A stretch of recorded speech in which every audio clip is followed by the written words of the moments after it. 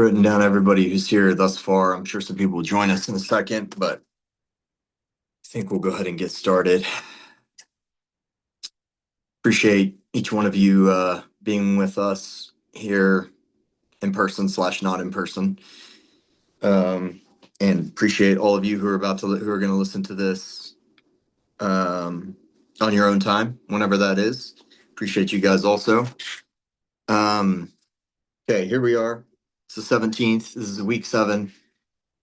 I need just a few breaths and to ease into this with a little bit of regulation here. So, if you would just join me, we'll move into a prayer here, but let's just take some deep breaths together.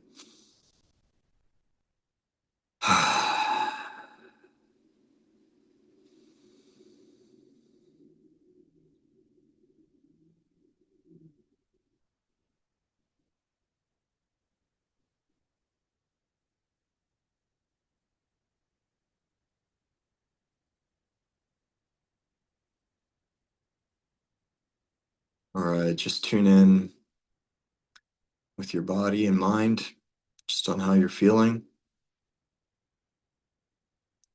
What do you most notice right now? Is it a sensation in your body, a thought pattern, emotion?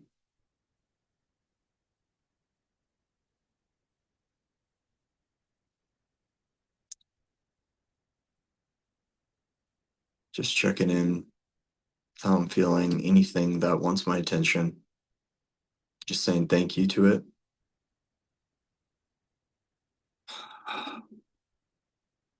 If it's something that you need to sit with longer, you can write it down and come back to it afterwards.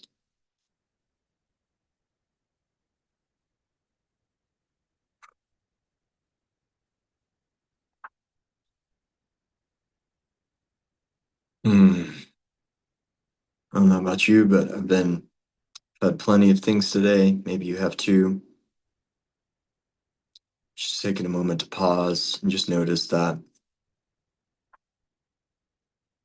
the mind is used to figuring out what's next, to think about what's next. I want to just bring it to the present moment right now. So let's notice first things about our body that we really appreciate. Just appreciating that we're breathing, that we're alive, we're awake, we're able to be here together, we're able to listen, we're able to learn, our minds work the way they do for the structure of our bodies holding us up, our legs, our arms to be able to write, legs to be able to walk around, for the emotions and the movement of energy in our bodies. So many things to be grateful for. And then just think of just a few things in this present space that allow you to feel appreciative, grateful for even just some quiet space to sit in, for presence across thousands of miles that we're sharing here and able to be here together. Just allow your body to feel safe in your space.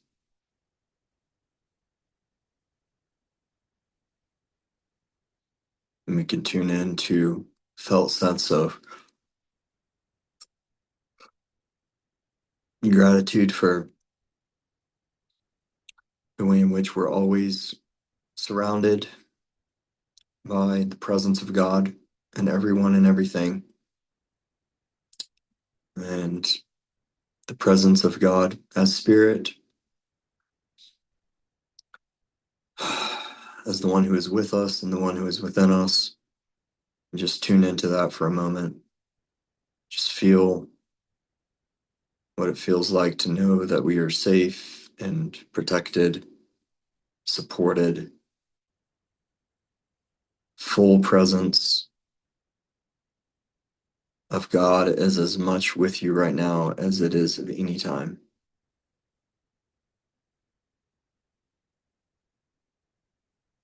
And we just want to say thank you. Thank you, Father, Mother God, Jesus, Holy Spirit, for all the ways in which we get to experience your kindness and peace and love. We allow ourselves to rest in your safety. And as we listen and hear, allow us to operate with honesty and integrity because we know there's nothing to hide, there's nothing to defend, there's nothing to fix, nothing to prove. We allow ourselves this sense of safety. And from the safety, we can notice anything that we might want to choose to do differently, we might want to see differently. So we allow the safety to pervade our experience, our awareness, and our time together. In Jesus' name, amen. All right.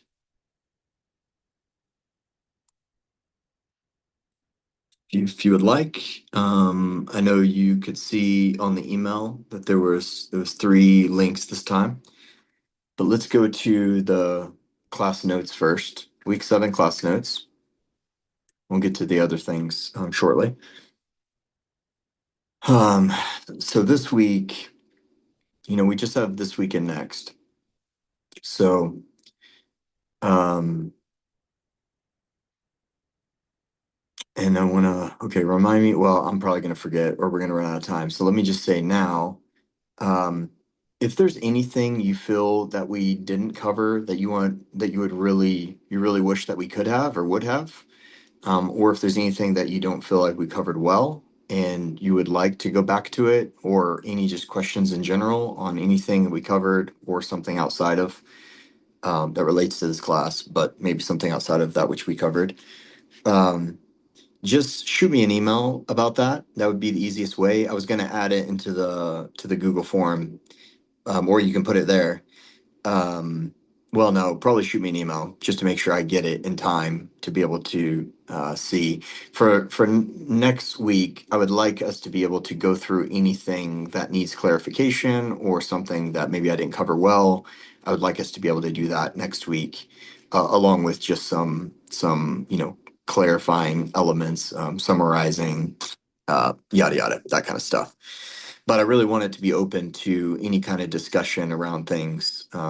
So please feel free about that. Prayer from last week was excellent. Thank you for that. Appreciate that. I'm glad that that was helpful in some way. Yeah, so if there's anything that you'd like, yeah, just feel free to email me, please.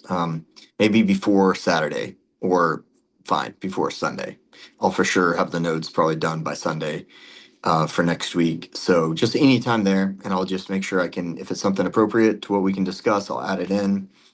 Want everybody to be able to have a say in that way. But otherwise, so today is in a way it may feel just very simple and clear, and I hope in a way it'll feel that way. Maybe there'll be some semi new insights, but on the whole, what this is a very practical way of thinking about of how we might potentially think about how we experience safety in our life. And a very practical way I have found, and I've done this, of course, myself and with a lot of people, clients and such, of moving towards one. I mean, first and foremost, let me make this clear. Being able to articulate where your safety comes from is already a big step for a lot of people, because most of us don't really spend much time thinking about where our sense of safety and security comes from. And I don't mean, and I know I said this last week or the week before, I'm not talking about what you think you think. I'm not talking about your so called conscious beliefs, because I know every single one of us is going to say, Jesus, yep, awesome. But also, I'm talking about your conditioned state. So, what your nervous system actually believes. So, I don't mind saying, because I think it's usually quite true to say, what your nervous system believes is usually quite different than what you think you believe. So what I'm concerned about is not what you think you think. I'm not concerned about your articulation of dogmatics. I'm not concerned about that. I'm concerned about, and not concerned is not the word. I'm not concerned for you. I I think it would be worth considering how to articulate, to gain insight on, and to articulate how you actually live your life. What is the sense of stability and security that is desired for you as you live your life from a nervous system point of view? That's what we're going for here.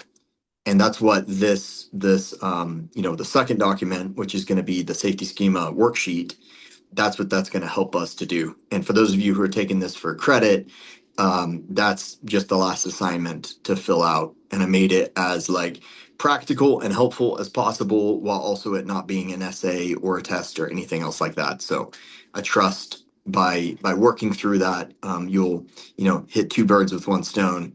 Not in a violent way, in a kind and friendly kind of way. You know what I mean? I love birds. No reason to kill them, but um, one stone, one element of that is that's the last assignment for the class. The other element is, by all accounts, that could be really helpful for you to be able to articulate, hey, this is where I'm at and this is where I want to be. And it's just going to walk you right through that, as well as practical plan into how to do that. Okay. So obviously we've explored anxiety and fragmentation, nervous system, protective triggers, prayer and core self, all the things therein, So the real question for this week is, where does your nervous system believe safety actually comes from? Like, that's the underlying question here. And everything I said a second ago relates to that. So the key idea is that every person develops a safety schema, and that's just a phrase to use to be able to articulate this. I don't care what we want to call it, if it's a protective system, if it's a safety system, whatever you want to call it. But I'm just going to go with safety schema to have language, which is an internal framework that determines when the nervous system feels safe and when it doesn't, when it feels threat, when it feels safe.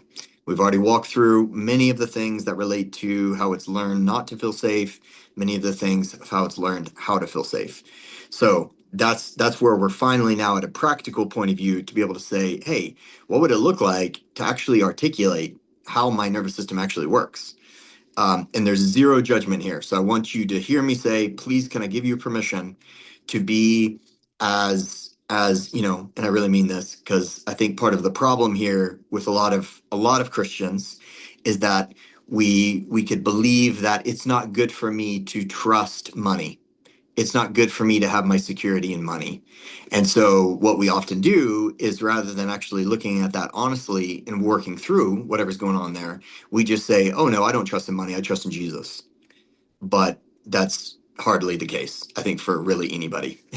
So we don't need to lie to ourselves, and there's zero judgment here. So this is where, in my mind, this opens up the possibility for maximum integrity, because this allows us to be able to say, and can I just remind us, this is also going to illuminate for you how you actually, what you actually believe about God and about yourself. Because can I just remind, like with that, as we were sitting just a second ago, sitting with that sense of security and safety that is innate and with you all the time, that can give you the stability and the foundation from which to look at the ways in which maybe you don't rest in that as much as you could. So the safety is there for you to be able to say, hey, I bet this dysregulates me pretty much all the time. I bet I could do this in a slightly different way. And the safety is there for you to hold you in that. Whereas I know for other people, that's not possible. That's not there for them. You have to do things right in order to get that safety and stability. And then you're in a pickle, because now you're both not regulated, and you're not able to look at how you're not regulated in order to get to a more regulated space, because you don't have a place of safety to stand on in order to do that, right? So that puts us in a really hard spot.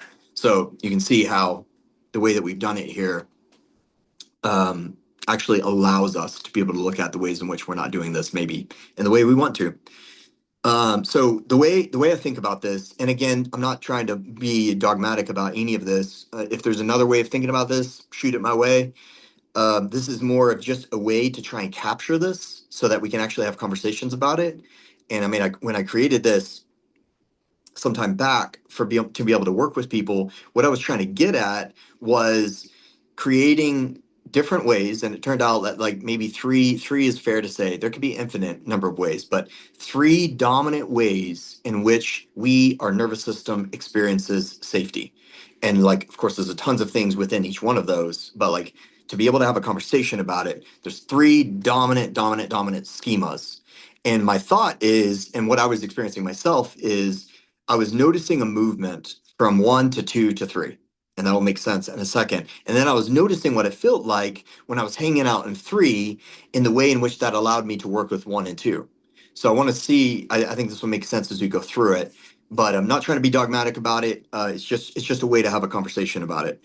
So schema one, as I think about it, and as I've experienced this, and maybe this resonates with you, is safety exists outside of me. Okay, we've talked about this a lot. This is what protectors believe, and this is what they're always trying to do. So this is the default human schema, I would say. This is the default way in which our bodies learn, our nervous systems learn how to operate in the world. So in schema one, safety depends upon external conditions, which means for protective parts, but for the nervous system, I need external circumstances to be lined up perfectly in order for me to feel safe. Right. So I need finances to be lined up the way I want it to be in order to feel safe. I need relationships to be lined up. We're going to use those two later as examples of finances and relationships, because I think those are the two key for most people. But then anything else, everything else. So, like, for example, approval, success, health, outcomes, just in general, like we know what we're talking about here. I will feel safe when my circumstances are stable. Okay.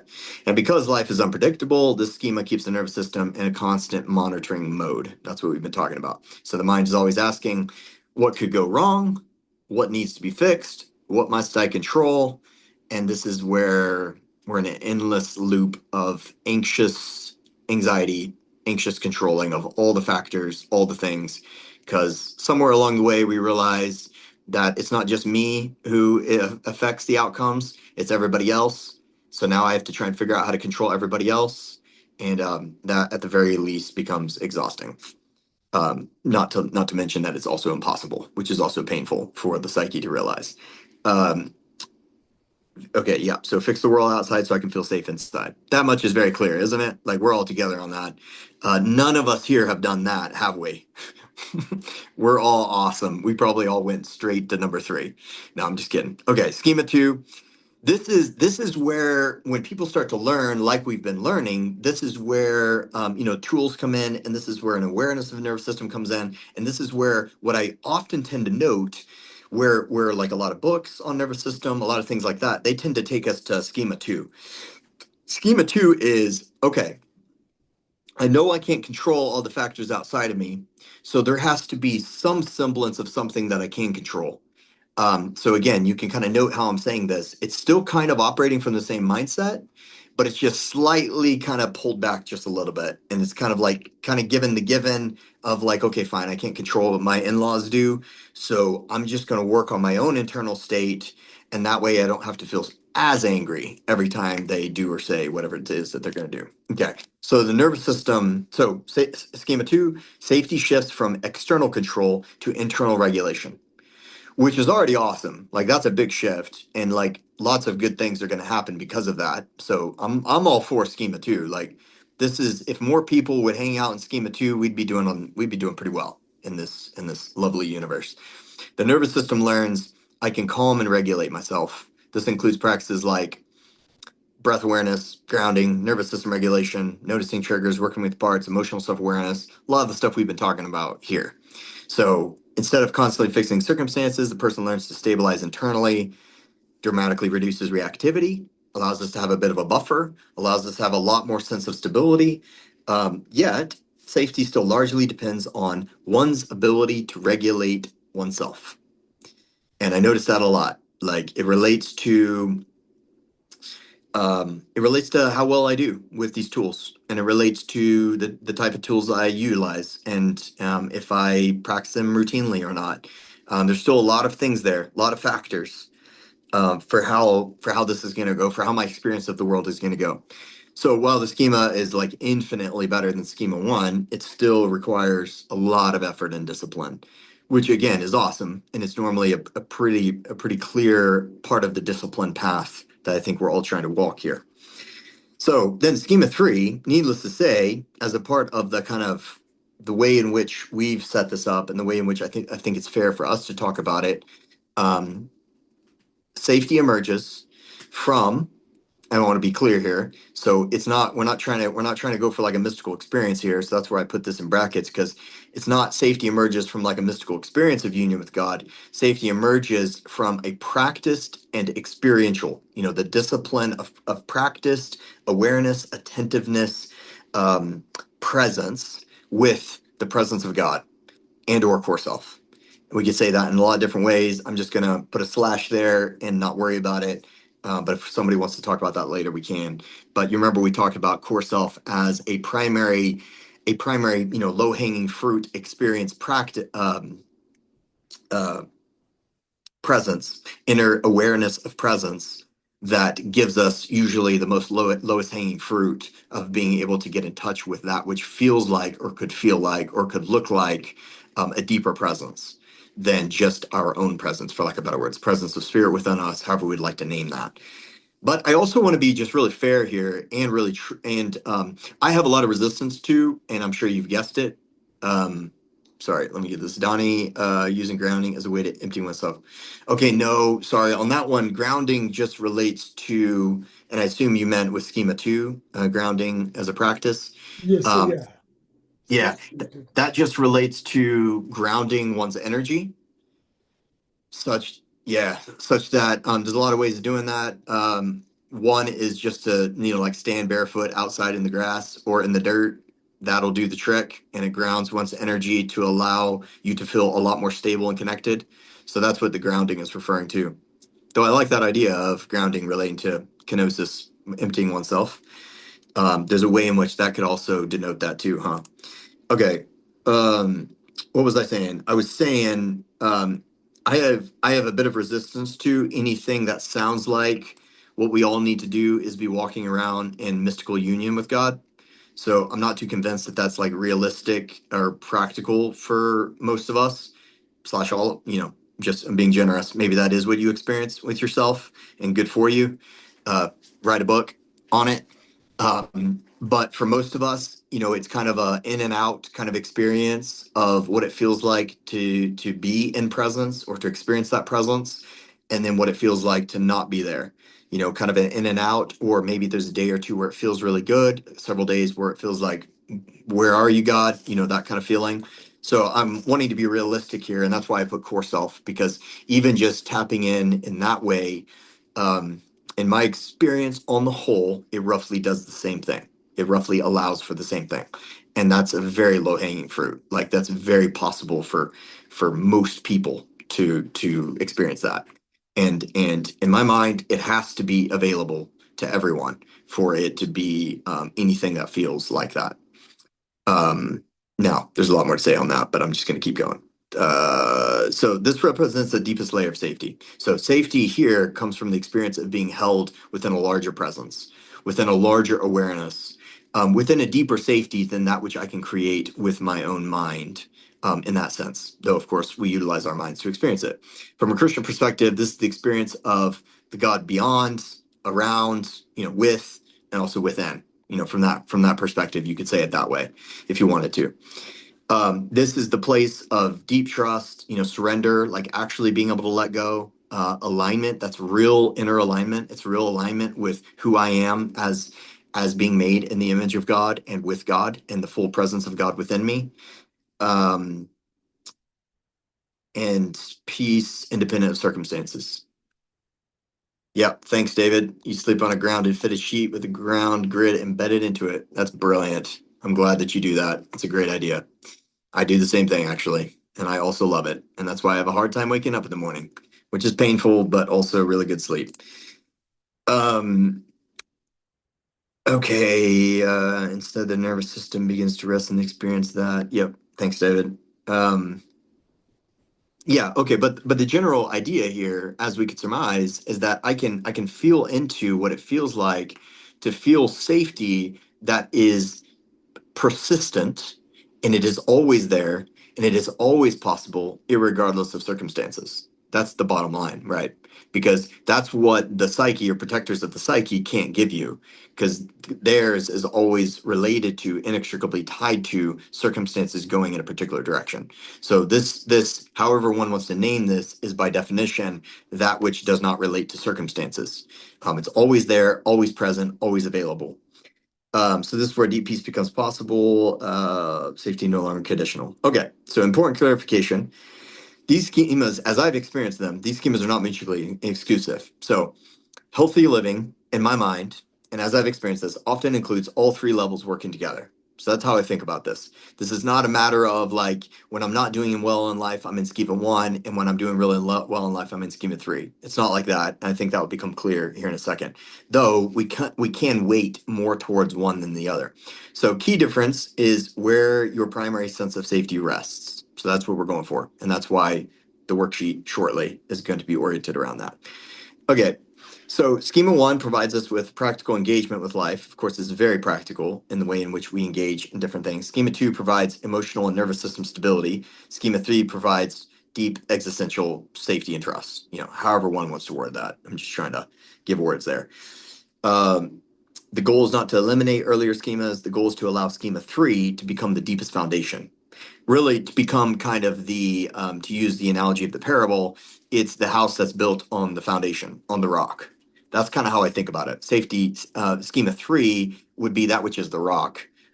Schema two would be that which is the bricks. Schema one would be that which is straw. You know what I mean? Maybe that's three little pigs. I don't know, but you get my point. um, Conditioned schema beliefs are usually very different than your chosen conscious beliefs. Said that earlier, but just put that there. Okay, so let's give two examples here. Um, what does this look like with finances? That would be the first one, because I'm just guessing that this may or may not be relevant for a lot of us. Schema one for finances looks like, safety depends on financial stability. I mean, obviously, it depends on income. It depends on savings. It depends on what the government is going to do.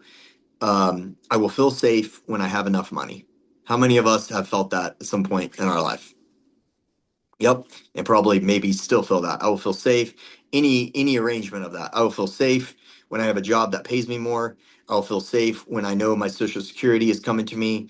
I'll feel safe if I actually find out or know that I actually have Social Security. I'll feel safe if I have X number of dollars in my IRA, whatever it is, right? Whatever version of that for you.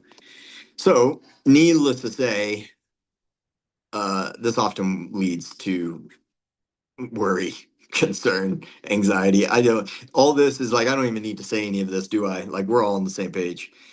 If my finances are unstable, or to say it in another way, if they're not going in the direction that I want them to go, or if I don't feel like I'm making progress, I'm not safe. And my body's going to register all of that, whatever that looks like, all of it as a threat, as danger. So if any of us think about finances often, or think about the lack of finances often, we can be sure that we're sending some really good threat signals to our nervous system, and it's probably persistently on edge. We'll just say it that way, right? Persistently, chronically on edge, because the danger threatening situation is always looming, right? So this gives us one of our greatest catalysts in life, doesn't it? Because by definition, like from the very fundamental nature of money through to just the way in which we practically use it, by definition, there's not a single thing that is stable about money. Like by definition, mostly also because it's completely made up, which is also really unfortunate, and it's best not to think about that too much, right? That's all completely made up. And so that doesn't bode well for a sense of stability when something is completely the collective agreement of a fictitious value. That doesn't bode well. So hilariously, we all still try and find some sense of stability and value and security in it, even though probably consciously you know that. You know what I just said there. So this gives us one of the most lovely catalysts for all of us is what is it that we are going to choose to allow to be a foundational sense of security, a foundational sense of trust in our life. Okay, schema two, Financial situations may fluctuate, but the person learns to regulate their internal responses. Okay, this is awesome. Like we're already getting somewhere. This would include, budgeting, doing all the practical things. So this is what the schema 2 does really well, is that it moves from constantly worrying and being in a state of fear around it to, hey, what if I could just get it in order as best I can? What if I can just do the best I can, knowing that there's a lot that I can't control? So I'll do the budgeting. I'll plan as responsibly as I can be, knowing that, unforeseen things are going to happen. And then, working with the calming, yeah, being proactive is a good way to say it, and working on allowing my sense of stability, in the practical day to day, not being reliant on, if my IRA is going up and down or how my job, all the things. Okay, so needless to say, schema 3 would look like a deeper sense of safety with this. So a person is still going to budget and work responsibly. In fact, that's still going to be very crucial at this point. And you can already see the sense of like it's a felt sense of not what you do per se. It's a felt sense of how you feel around your financial situation. So I'm not ultimately held together by my finances. My finances are not that which gives me either a good life or a sense of stability in life. And these aren't just things that you say. This is how your nervous system actually responds to your situation. Which, as I said earlier, maybe a good way to say that is that your nervous system is going to betray you. It's going to betray what you think, by having you activated in a situation or not. We can say all day, every day that I trust God, God takes care of me, God supports me. And if you are in any way activated, your nervous system is just betraying you a little bit and just saying, hey, that's not what we actually believe, Okay. So, an underlying sense of this is where it's like we use language here, but it's hard to know what language to use because this all just sounds like Christianese to me, and I'm sure it does to you too. But like, what other language are we going to use? So let's just use this language. So a deep sense of trust. So this is the language of abide in me. This is the language of abiding in that safety, such that the nervous system actually begins to trust that my safety does not depend upon if my IRA goes up and down or if I get a raise, whatever it is. It's openness to the unfolding of life, which feels like what that actually feels like is not getting so triggered and activated when something shifts financially. So again, we're looking for what we're looking for here is a felt sense of an experience. It looks like a different way of experiencing how we relate to money, to finances. And when you build this out in your worksheet, you're going to be able to say, hey, what this would look like for me is I would respond in this way if, say, I got an unexpected bill or say whatever happened. It's being able to walk ourselves into like what this would actually feel like in a practical day to day. So reduce fear of uncertainty, et cetera, et cetera. Okay. Does that roughly make sense? Any thoughts, comments there? I can pause here for a second.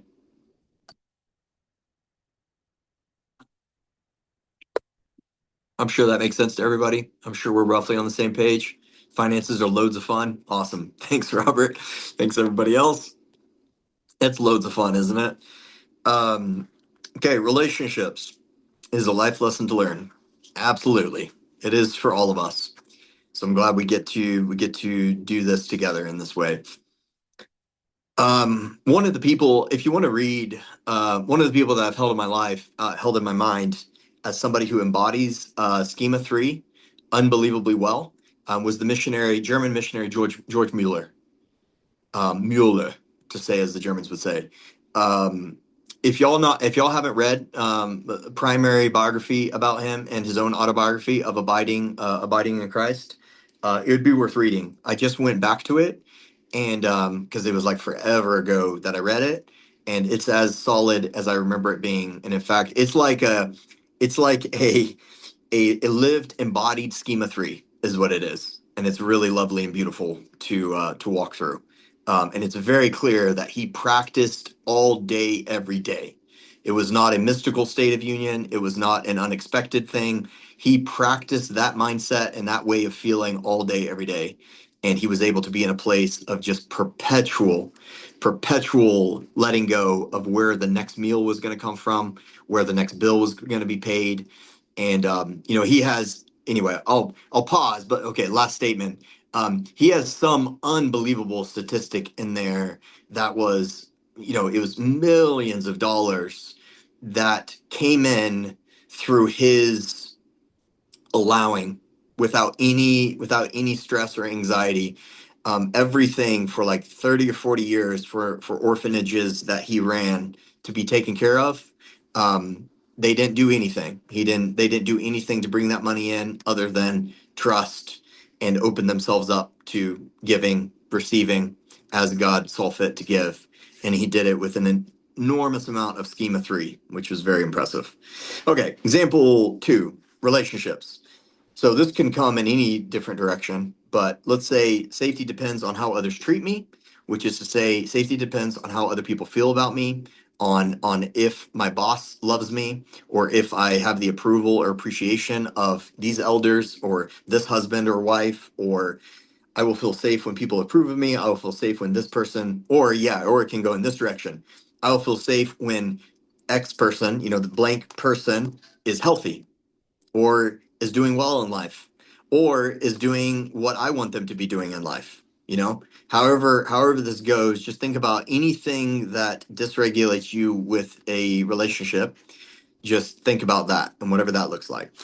So this often produces for schema one the need to convince or argue a position, which means the need to be right and the need for them to be wrong so that you can convince them that you're right. And or even if you really do believe that you're right, it's the need to try and get that across to them in whatever way you can so that they will shift the way that they're living, right? And it feels it feels in that sense controlling. People pleasing, like just doing everything that someone or others want you to do in order to have their validation, appreciation, whatever it is. Fear of rejection, constant relational monitoring, constant need to have some sense of someone saying, "Hey, you're doing a great job. You're awesome." Whatever it is. Okay, it can be any number of ways, can it? Internal safety would look a lot more like person learns to regulate emotional reactions in relationship to that person. So tolerating disagreements, we can allow somebody to have a different point of view than us, even if we really are convinced that their point of view isn't the greatest point of view of all time. Calming our nervous system when conflict arises, like in the moment or afterwards. Because how many of us have had the experience of having a conversation and then re-having that conversation in our heads about 1,000 times afterwards? Yep, that's also loads of fun, isn't it? Yep, thanks for agreeing with me. I thought I was maybe the only one who had conversations in the showers with made up people or people that I had conversations with earlier. Yep, so much fun, isn't it? The mind loves to ruminate because it loves to find yeah, looping. Thanks, Marilyn. Or the reason why the mind loops or the mind ruminates is because it's looking for some sense of resolve in whatever it was that conversation that you had. So if there was not a resolve in the sense of, usually that means them agreeing with me or at least us ending up on the same page or on the same level. If there was not that, then your mind is going to ruminate, looking for a way of resolving that. But of course, the loop that's unfortunate is that we, with ourselves, self-referentiating that conversation is never going to be resolved, right? So it's just painful and it just keeps going and going and going. Okay. I think that makes sense, right? Fanny Crosby, a good example of a schema three. I apologize. I don't really know much about Fanny Crosby.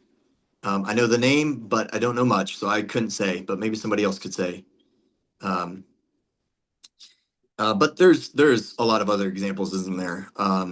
Reread one of the Gospels or all of the Gospels with these schemas in mind, and look for where Jesus falls. It's pretty obvious, isn't it? Yeah, 100%. Three is pretty easy, as Jeff noted. It's pretty obvious, but it's really interesting to read with these schemas in mind and seeing where other people fall, where the disciples fall, because where would the disciples naturally fall? Yeah, I would say the same thing. Schema one, like they are very concerned with circumstances going according to how they hope that they're going to go, right?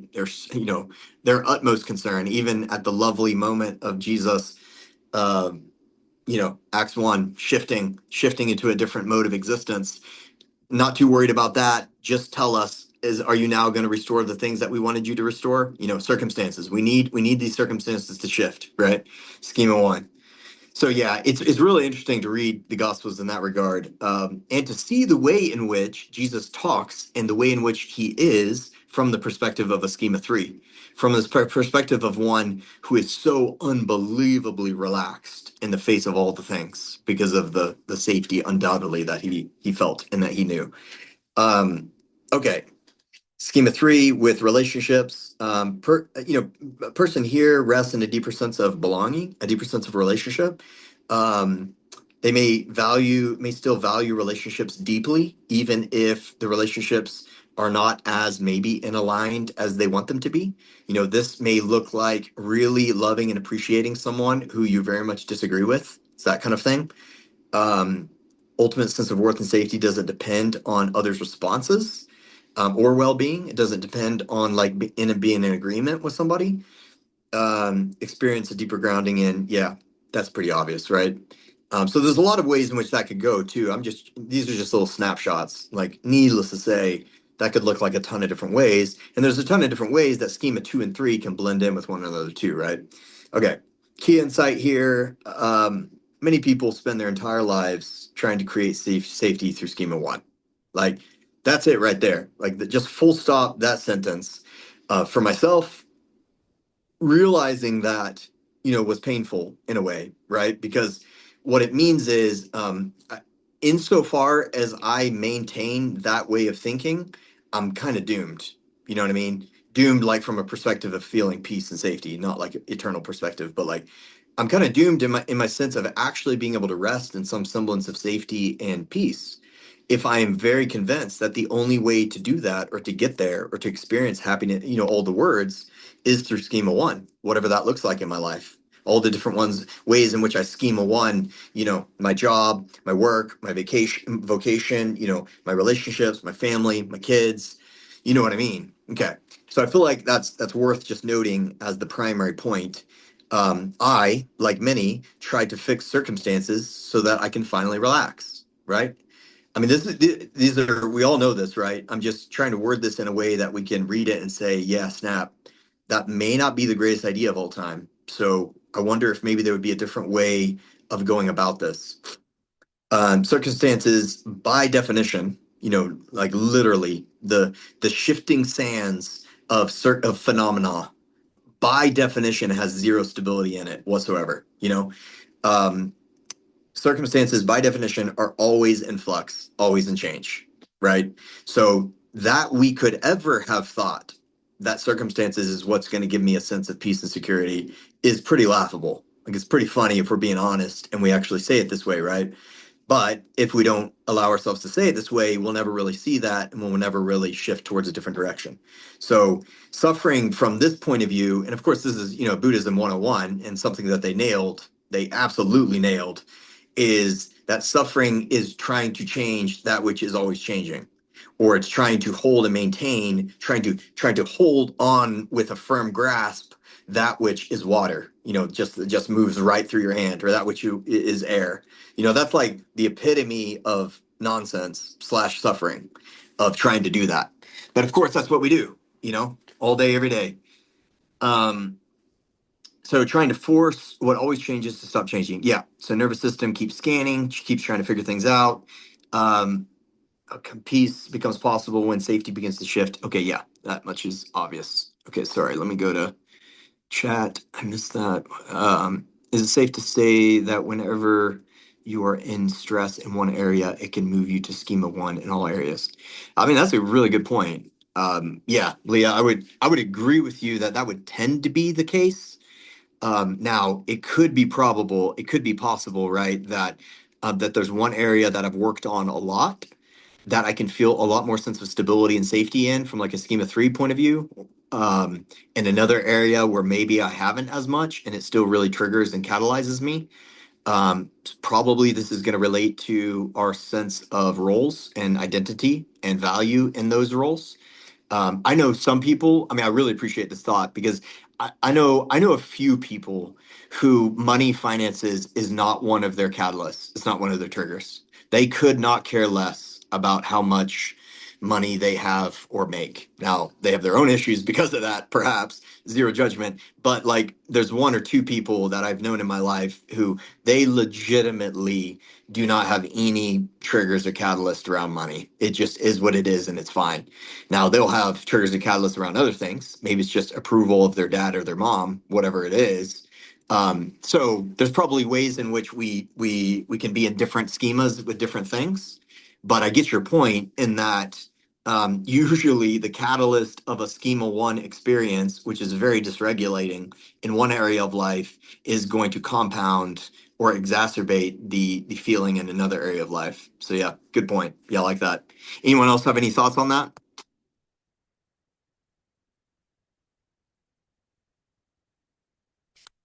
Yeah, thanks. I mean, this is with Caleb Griffin here. I'm not sure um, who, if this is indeed Caleb here, but um, how do I help myself to be aware I am stuck in schema one? May, this is May. Okay, that's what I was wondering. Sorry, thanks, May.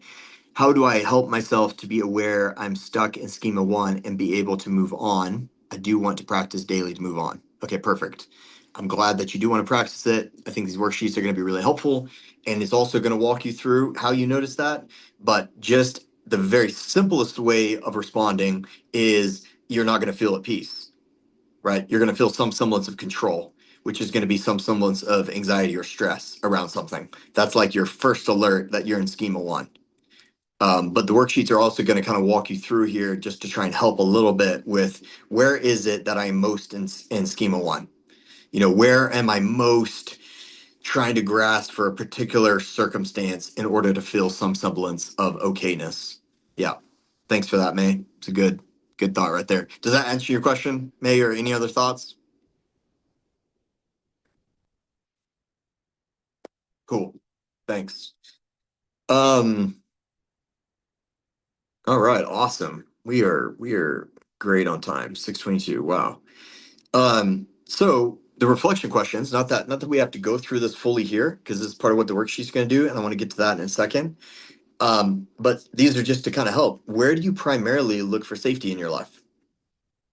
This is where the worksheet's going to help because I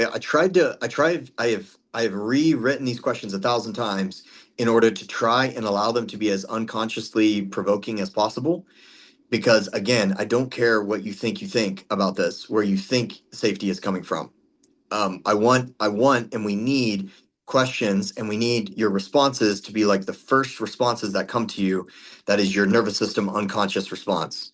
So, like, where do I primarily look for safety in your life? Please don't say Jesus. Please ask yourself honestly, what is it that I am most afraid of happening? You know, that kind of thing. Here, sorry, I saw a chat come through.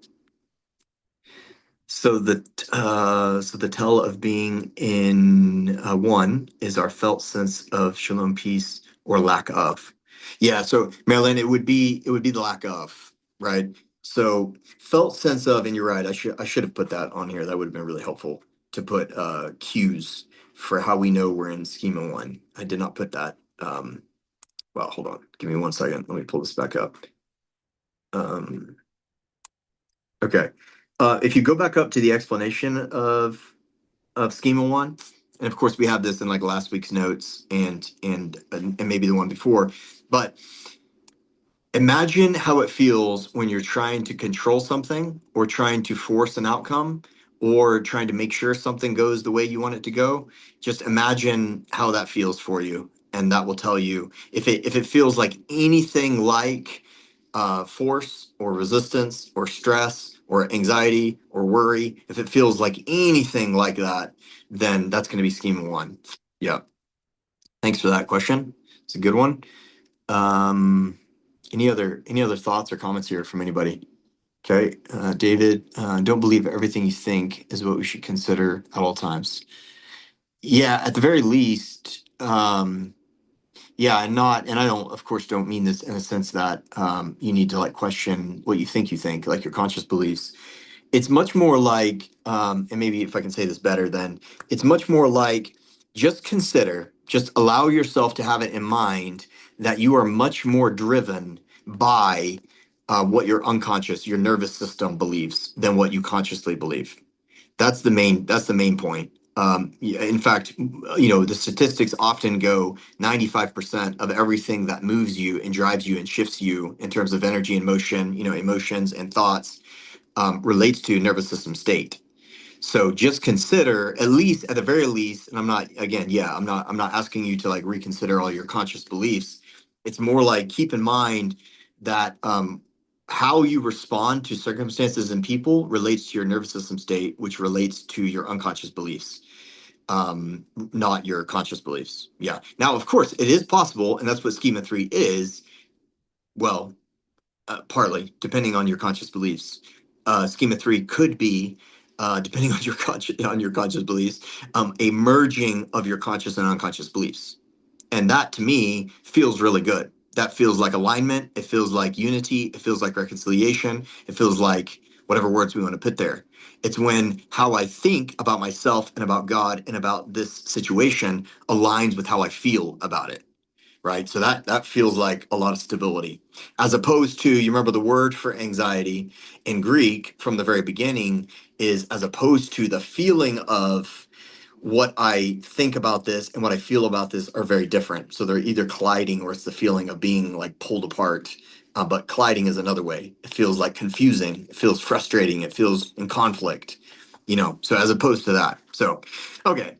Let's pull up really quick. Can you pull up the image? I think it's the third link.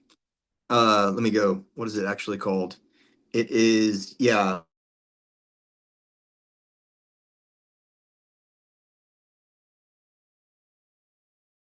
Is it the safety schema, the edited version, or the original?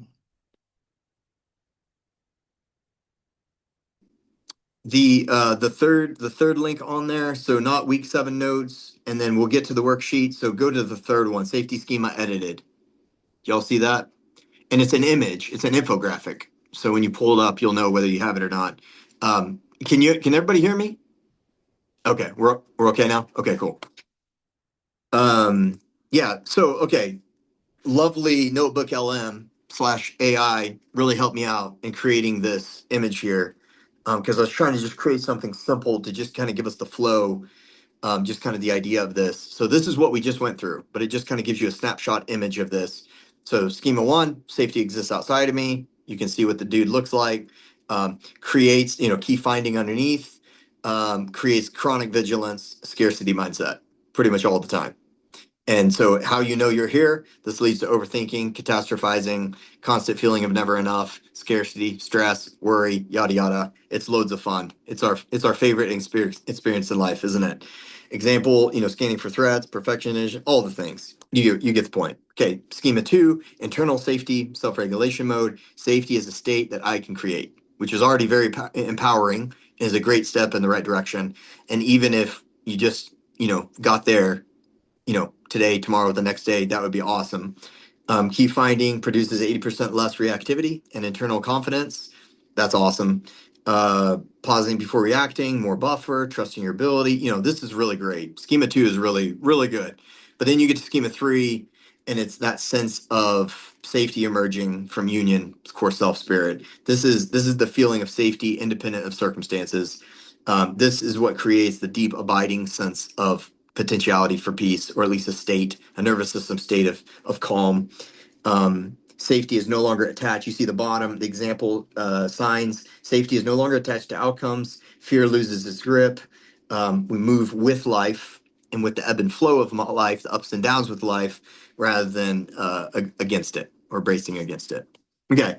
In short, that's everything we just talked about. I just wanted to give you this infographic in case, like, print it out, put it somewhere, remind yourself of it, whatever you want to do. I have it on our fridge, and I love it because I see it every day and I can just check in. Where am I at? Which schema am I at? And I regularly find myself in schema one. And I'm like, oh, snap. I don't really want to hang out here. This is not that much fun. So if at the very least I can get myself to schema two, that's great. And then, schema three is what we're working on, what I'm working on all the time, or living from that place. Um, schema three is the full context of I can do all things. Yeah, that feels pretty good to me too. Yeah, I agree. In fact, I'll be honest with you. Thanks for that, Leah. Weather and lacquer and wine. Yeah, that's exactly it. I actually all of this in my life emerged when I was doing a set of teachings and sermons on Philippians 3 and 4. So I completely agree with you. And I really feel like Philippians 3 and 4 is one of the best explanations of what schema 3 looks like. Paul there. So, yes, I love that. And one of the things I noticed there is that, the words, the code words that Paul uses for I can find contentment, safety in every situation is his code words, which is in Christ, which to me feels a lot like schema 3, which feels like that sense of from Colossians, true self hidden with God in Christ. That is the space of safety, the space of, however one would like to put those words. So 100%. Like we could do this entire course, let alone this entire day from Philippians 3 and 4. Yeah, love that. Thanks for that, Leah. Somebody else said something. Practice will make shifting easier. Yes, 100%. So this is where we're headed with the worksheet. In fact, I will say respectfully, unless somebody is mystical genius, there is no schema 3 without practice, without discipline. This is what, in my mind, theoretic, or I'll just say theoretically, because I'm not trying to be dogmatic about this, but this is what, in my mind, like the spiritual disciplines as a part of the Christian tradition, they're trying to ground us in schema 3. Like that's what they're trying to do. So all of the disciplines, so like your whatever you do, your contemplation with scripture, your core self prayer, less exile protector prayer as we talked about last week, but all of those types of things are rooting and grounding yourself. Worship, all those things are trying to root us in schema 3. So yeah, practice is the reason why practice is there is necessary to move into schema 3 is because we've been practicing our entire lives in schema 1. So we've habituated. Our brains are so brilliantly flexible, and they will become and do that which we give them to become and do. So if we've been giving them schema 1 all day every day, that's what they've habituated themselves in, and thus our nervous system is chronically in a state of schema 1. So you give me hope. Good. Yes, 100% there's hope. It's merely a matter of conscious intentional practice of moving towards a different way of being. Yes.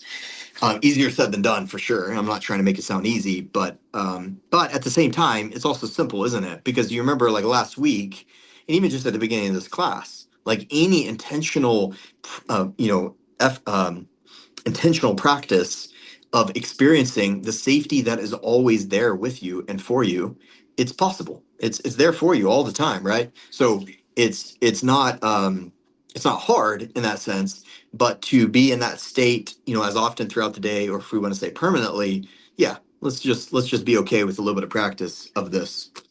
Okay. Let's hop over to the worksheet really quick. Okay, good. We still have 15 minutes. Anyone have any comments or thoughts or questions at the moment? Appreciate them just coming through text. That's super easy. Anything else? Okay, if something that comes up, feel free to put it in. But yeah, open up that safety schema worksheet. So, how many pages is this? 6. Often. Awesome. This used to be like 12. So, I'll accept the thank you that I cut it down 50%. Um, But I honestly, what I've been doing, and I really mean this, like even up until this last week, yeah, thanks, Johnny. I've been redoing all these questions. Like every single time I do it, I'm like, that didn't quite get to it. That didn't quite get to what I was trying to get to. So I just keep redoing these. And this last week, this is where I'm at. If any one of these questions y'all say that was not helpful or that didn't help me with anything, just let me know. Like I'm all for editing this thing until it becomes as helpful as it can be. But okay, what I'm going for here, part 1, or well, all this is probably pretty obvious at this point. Part 1, we're answering as the first thing that comes to your mind. This is what we call allowing the unconscious to be able to respond first. So don't sit there and try and figure it out. Don't consciously ruminate and try and figure out what this is. You're ensuring that your protectors are coming in to give whatever response that they want to give. So what is the first thing you try to fix when life feels uncertain? What's the first thing that comes to your mind? Write it down. And you don't have to do this right now. I'm just saying. Okay. When do you allow yourself to relax? What has to be done, what has to be complete in order for you to be able to sit down and relax? Just, put it down. That's already letting you know a lot here. I can finally relax when, and this could be just either in the day or it could be like in your life. And our society has already set up a lovely schema one for us, and it's that you don't ever get to relax until you retire, right? Which is the equivalent of saying in a schema one, until you have enough money, you can't sit down, right? So our entire society is oriented around schema one. And that's just one example. Like every other example, our entire society is oriented around it. Our whole culture is, even our culture of work, like everything is, right? So that's worth noting, things like that. If you had to introduce yourself in one sentence, what would you say? I am a person who, first thing that comes to your mind. Um, yep. When you think of your value as a human being, what are the first three things to come to mind? Yeah. What gives you value? And just we're maximum honesty and integrity here. Like maximum. If it's my bank account, my looks, my job, just maximum integrity here because we're going off of this is not judging you on what you consciously believe. This is allowing your nervous system to finally say, "Hey, this is how you programmed me. This is what I've been carrying around for you forever. If you want to change it, great, but you can't transform that which you have not appropriately looked at and noticed, right?" Okay, what role in your life currently feels most important to who you are? You know, this gets to roles, identities, et cetera, et cetera. Why does that role feel important? So then number two gets to loss scenarios, and this gives us a whole other kind of insight into our minds. Imagine losing the role or identity that you list right above. So like the most important one to you. Okay, it's question three related to the Enneagram we filled out recently. Question three, if you had to introduce yourself. Oh, it doesn't have to relate to the Enneagram. If that gives you some insight into who you are, um, then sure, use it, but it certainly doesn't have to relate to the Enneagram. Thanks for that question. Okay, what feeling arises when you think about losing that identity? That will already tell you something. Is it like panic? Is it shame? Is it whatever it is? It's telling you something. What would you worry people might think about you? Yeah, if you lost that, if you were no longer that, what would you worry that people would think about you? Or what would people say about you? What would you feel most threatened if that role disappeared? Yeah, so we're just trying to peel back layers. We're just trying to uncover how the nervous system is actually working here, or what it's trying to protect and hold together. Then part three, safety and control. When life feels uncertain, what do you instinctively try to stabilize first? I love that question, and it's very obvious to me. I hope it is to you too. And if it's two or three of them, that's fine too. When you feel anxious or stressed, what does your mind try to fix first? That's just getting at it in a different direction. Part four, which of these emotions feel most threatening for you to experience? Yeah. And if it's two or three of them, that's great too. Safety signals. I will feel safe when, first thing that comes to your mind. If this area of my life fell apart, it would be the hardest for me. Okay, that should read more like if an area of my life fell apart, it would be the hardest for me if which area would fall apart, right? Sorry, that wasn't worded well. When things are going well in my life, it usually means what? Like, so this is letting our nervous system be able to say, I really love life when these things are happening, which alerts us to its attachment to them. Okay. Part six, identifying safety schema. Okay, I could have worded that differently. Okay, it's just in general. So pulling from all that right there, um, it probably would become clear to you, kind of the dominant pattern or dominant theme. But say there's just a lot of things there. You could just ask yourself, do I feel like I'm dominantly orienting my life in schema one? Or in a schema two, or am I mixing it in different ways? Or with relationships I'm in schema one, but with blank I'm in schema two, et cetera, et cetera. So it's just trying to give you a sense of being able to articulate with integrity where you feel you're at. Again, no judgment here. There's that sentence. Exercise helps us notice where our system currently locates safety. That's what we're going for. um, which answer surprised me the most? Should we choose one or maybe all, I'm not sure. Um, for schema 1, 2, 3. Yes. Um, One, two, yeah. three. Okay. Yeah. Yeah. It will probably be pretty clear. And let me just, can I just, kind of say the most obvious thing in the world? If the nervous system responds to any of those in any particular way, it's schema 1, right? Because all of those denote a pretty solid attachment to particular outcomes. So in general, it's probably going to be schema 1. But I'm giving the option there because like if you say, you know what, like I just don't feel like I can't think of an example of, say for you finances, somehow magically for you, if finances are zero trigger for you, if you can say, man, I just can't think of a way in which that bothers me. I can't think of a catalyst where something's happened in this category and it's bothered me. Okay, great. Maybe schema 2 or schema 3, whatever it is. Um, but we're going with what comes up. So like for example, part 3, safety and control, when you choose one of those, um, you could ask yourself, okay, like for example, if I choose finances, part 3, when life feels uncertain, what do you instinctively try to stabilize first?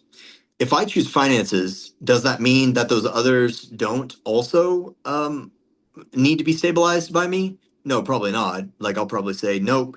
I would probably also say reputation and performance and probably health too. I'd probably say all of those.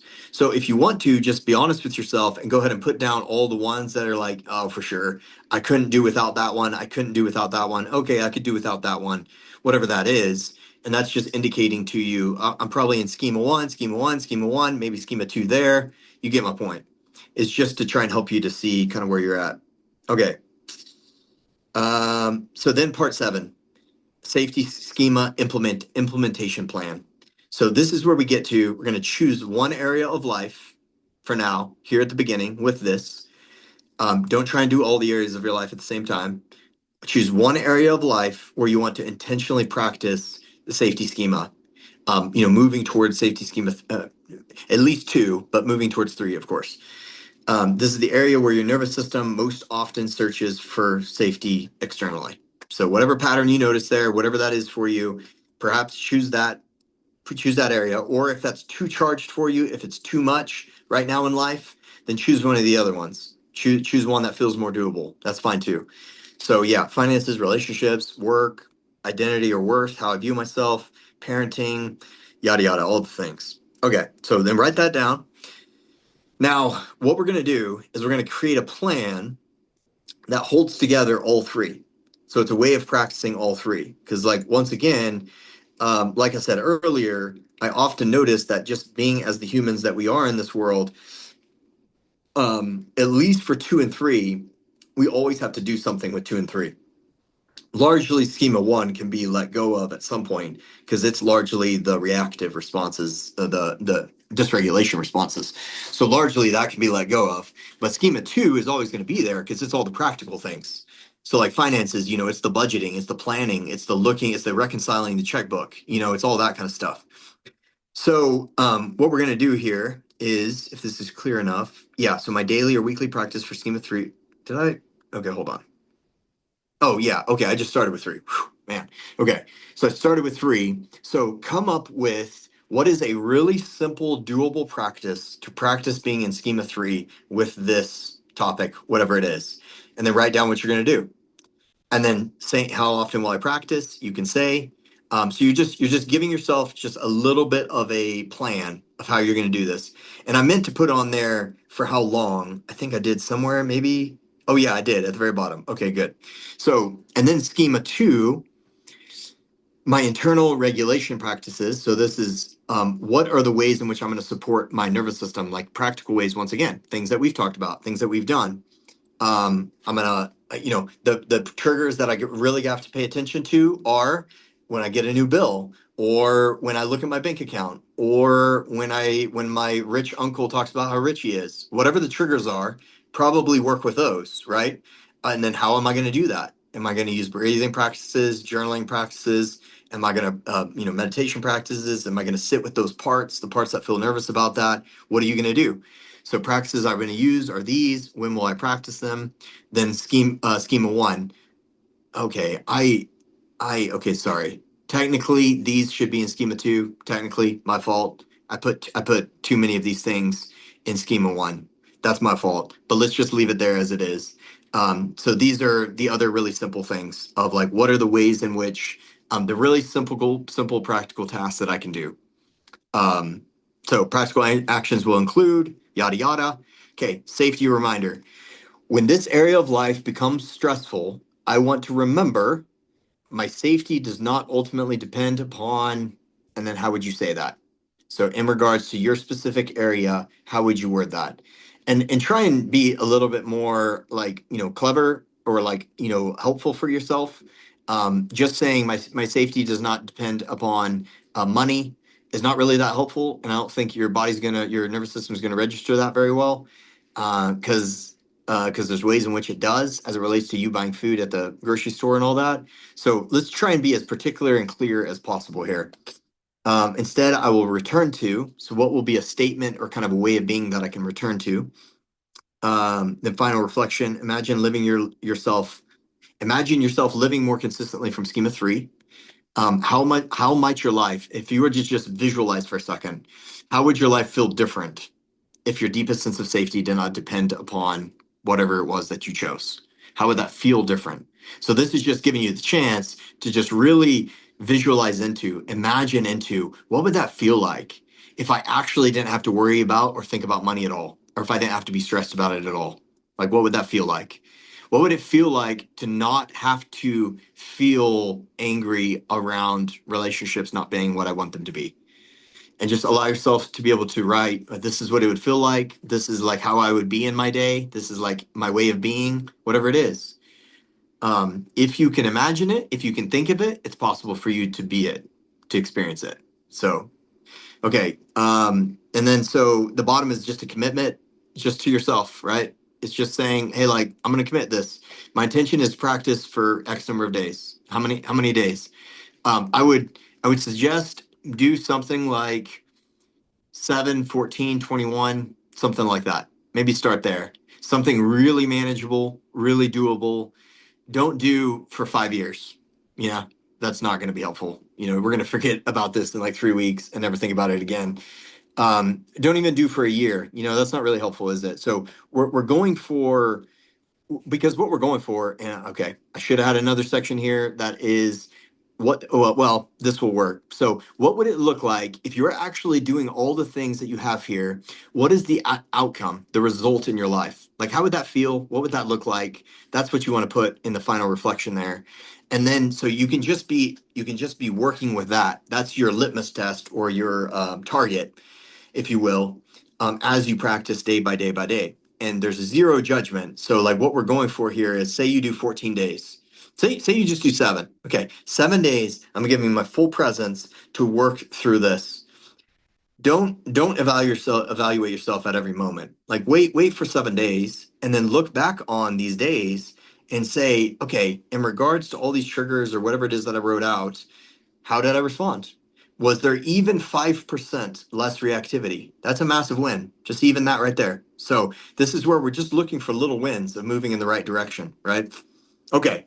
I know we're a few minutes over time, but I'm glad we got through all that right there.